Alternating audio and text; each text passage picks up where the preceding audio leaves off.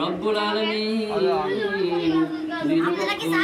দিনের কথা আলোচনা করেছে যুব সমাজের উদ্যোগে আল্লাহ মিলাদুন নবী সাল্লাল্লাহু আলাইহি ওয়াসাল্লাম রব্বুল আলামিন পারি শফিকুর রহমান সাহেবের বাড়িতে প্রতি বছর আয়োজন করছে।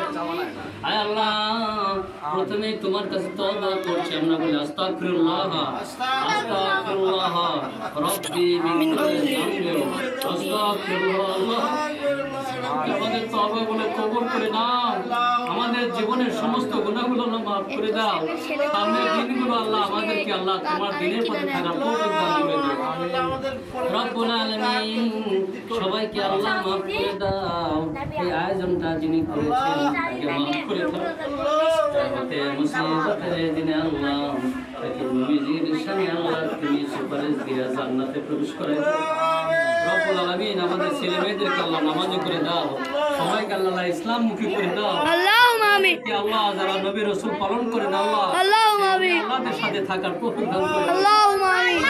ইরহামহুমা কামা রাব্বায়ানি সগীরা ইরহামহুমা কামা রাব্বায়ানি সগীরা তাকাব্বাল মিন্না ইন্নাকা আনতাস সামিউল আলিম।